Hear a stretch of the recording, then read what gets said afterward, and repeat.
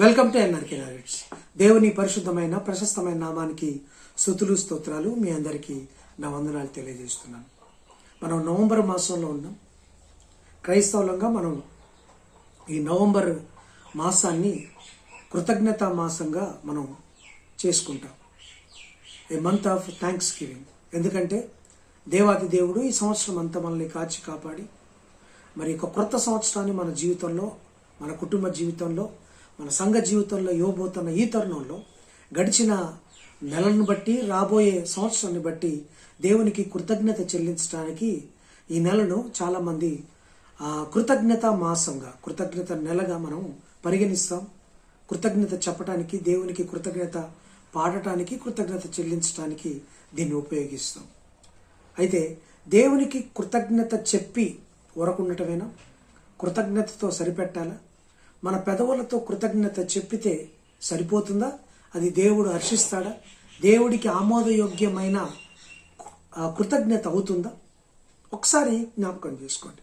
ఈరోజు మనం బ్రతికున్నామంటే, అంటే ఈ లోకంలో అనేక మంది గతించిపోతున్న ఈ తరుణంలో, అనేక మంది మనల్ని విడిచిపోతున్న ఈ పరిస్థితుల్లో ఇంకా మనం సజీవుల గుంపులో, సజీవుల లెక్కలో ఉన్నామంటే అది మన గొప్పతనం కాదు, మన ఆరోగ్యం కాదు, మన అందం కాదు, మన ఐశ్వర్యం కాదు, మన కులం కాదు, మన గోత్రం కాదు, మన యొక్క తెలివితేటలు అంతకన్నా కావు. కేవలం ఆయన కృప ద్వారానే ఇంకా ఈరోజు బ్రతికి ఉన్నాం. Just because of his grace we are still alive. ఈరోజు అలైవ్గా ఉన్నామంటే ఆయన కృప. మరి ఆయన కృపను కృతజ్ఞత చెప్పి జస్ట్ పెదాలతో వల్లివించి వదిలేయడమా, లేకపోతే కృతజ్ఞతాపూర్వకమైన జీవితాన్ని జీవించడం దేవుడికి ఇష్టమా?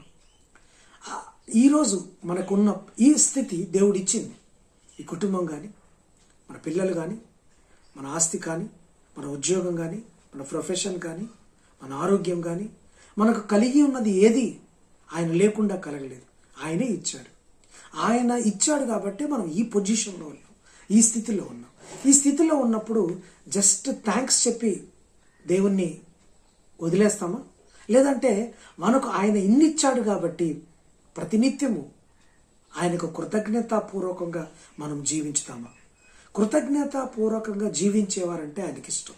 కృతజ్ఞత చెల్లించటం వేరు, కృతజ్ఞతాపూర్వకంగా కృతజ్ఞత కలిగి జీవించటం వేరు.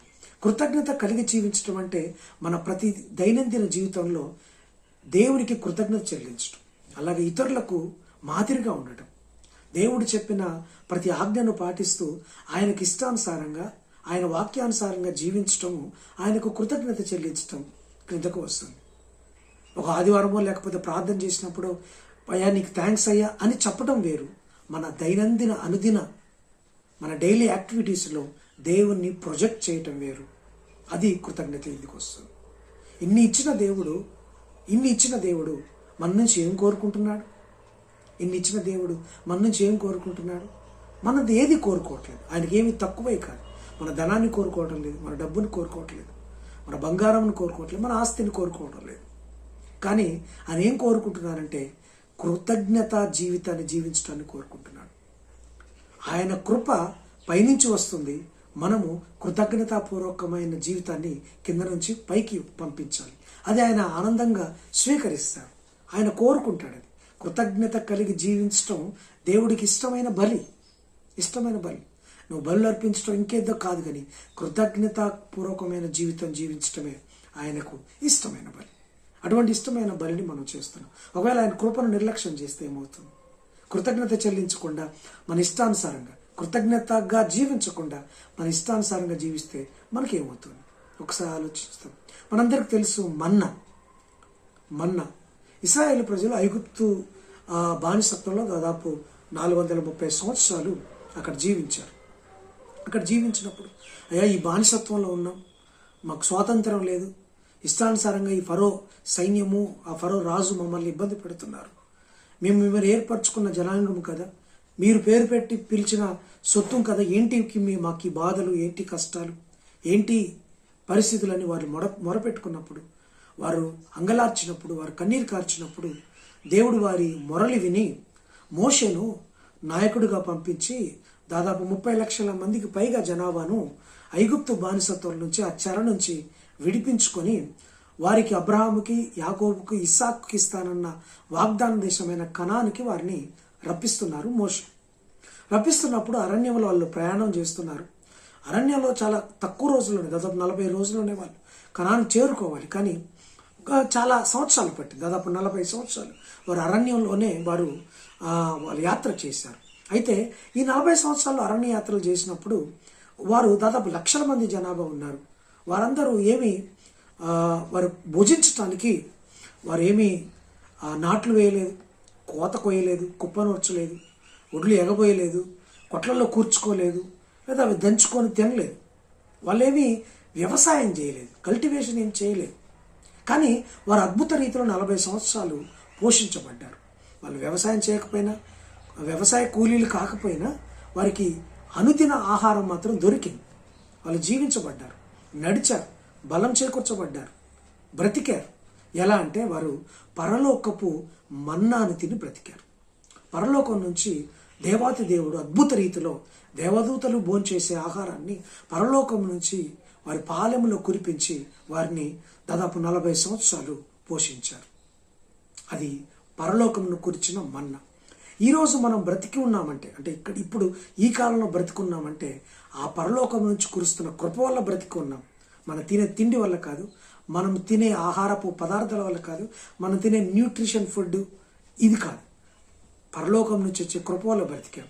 ఆనాడు వాళ్ళ బలం వల్ల, శక్తి వల్ల బ్రతకలేదు, కానీ పరలోకం నుంచి కురిసిన మన్నా వల్ల వాళ్ళు బ్రతికారు. అది ఎలా ఉంటుందంటే చాలా టేస్ట్గా ఉంటుంది. ఒకసారి చూద్దాం. నిర్గమకాండం 16వ అధ్యాయము 31వ వచనం. నిర్గమకాండం 16వ అధ్యాయం 31వ వచనం. ఇశ్రాయేలీలు దానికి మన్నా అను పేరు పెట్టిరి. అది తెల్లని కొత్తిమీర గింజల వలె ఉండెను. దాని రుచి తేనెతో కలిసిన అపూపము వలె ఉండెను. మన్నా, ఇది పరలోకము నుంచి కురిసిన మన్నా. ఇది చాలా రుచిగా ఉంటుందంట, తేనె కంటే మధురంగా ఉంటుందంట. ఈ మన్నా రాత్రిపూట కురిసేది అక్కడ.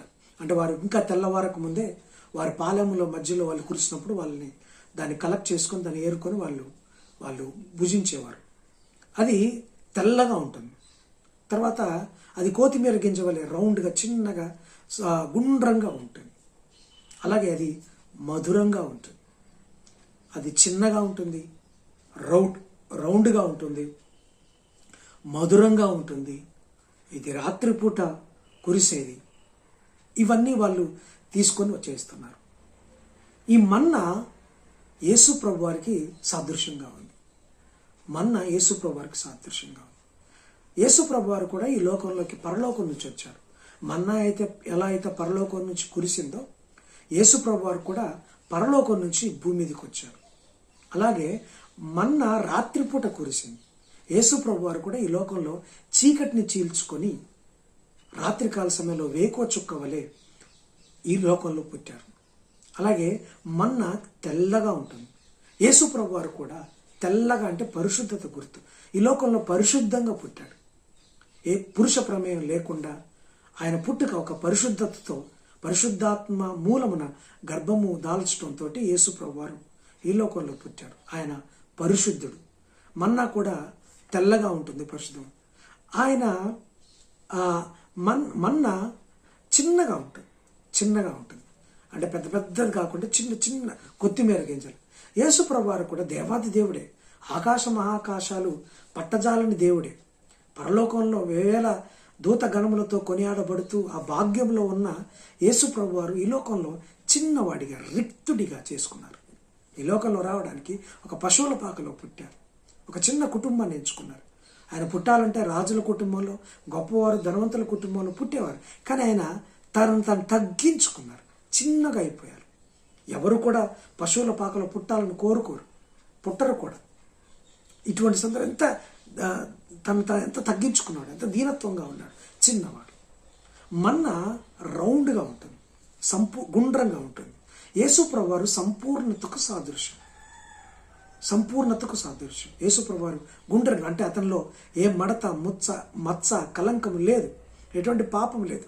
నాలో పాపం ఉన్నదని మీలో ఎవరైనా స్థాపించగలరా అని అన్నారు. అంటే ఆయన రౌండ్, ఆయనలో ఎటువంటి ఈలోక దోషము పాపము లేదు, ఆయన రౌండ్. ఆ మన్నా మధురంగా ఉందట.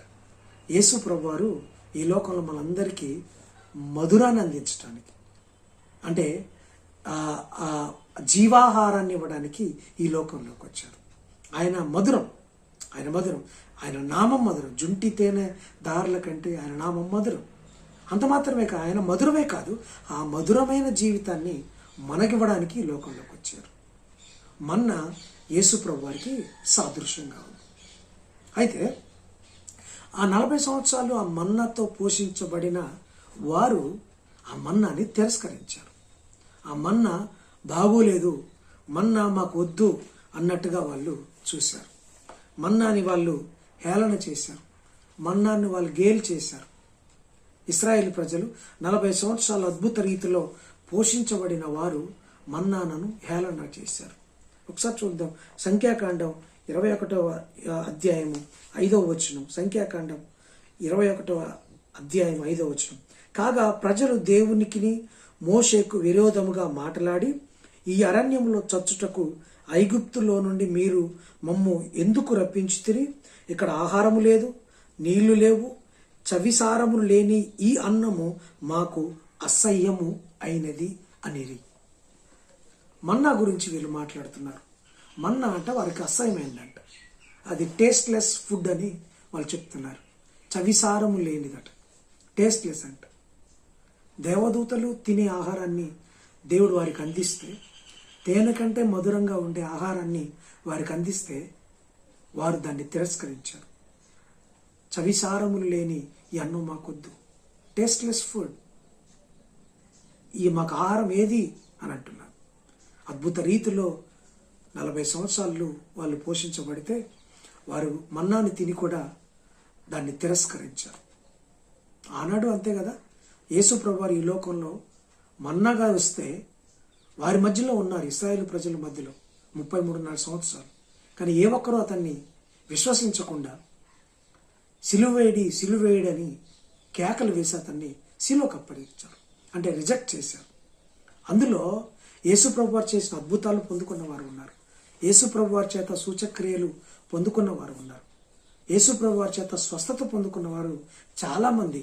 యేసు ప్రభువారు పెట్టిన ఆహారము తిన్న వారు చాలామంది అతన్ని సిలువేయడని కేకలు వేశారు. ఆ రోజు ఇశ్రాయేలు ప్రజలు మన్నాను తిరస్కరించారు. 2000 సంవత్సరాలకు పూర్వం యేసు ప్రభువారు పరలోక మన్నాగా ఈ లోకంలో అందరికీ జీవాహారాన్ని, జీవజలమును ఇవ్వడానికి వస్తే, ఆ జీవాహారం మాకొద్దు, సిలువేయడని అతన్ని సిలువేశారు. అయితే 2000 సంవత్సరాల తర్వాత మనమేం చేస్తున్నాం? ఆయన ఇచ్చిన కృపను తిరస్కరించే వారంగా ఉన్నాం, ఆయన ఇచ్చిన కృపకు కృతజ్ఞత చెప్పేవారంగా ఉన్నాం. ఇశ్రాయేలు ప్రజలు 40 సంవత్సరాలు మన్నా తిని కృతజ్ఞతాపూర్వకమైన జీవితాన్ని జీవించలేకపోయారు. కృతజ్ఞత లేదు వాళ్ళకి, కృతజ్ఞత హీనులుగా మారిపోయారు. చవిసారము లేని ఫుడ్ అంటున్నారు, మాకు ఇది అసహ్యము అంటున్నారు, హేయము అంటున్నారు. మరి ఇప్పుడు నువ్వేమంటున్నావు?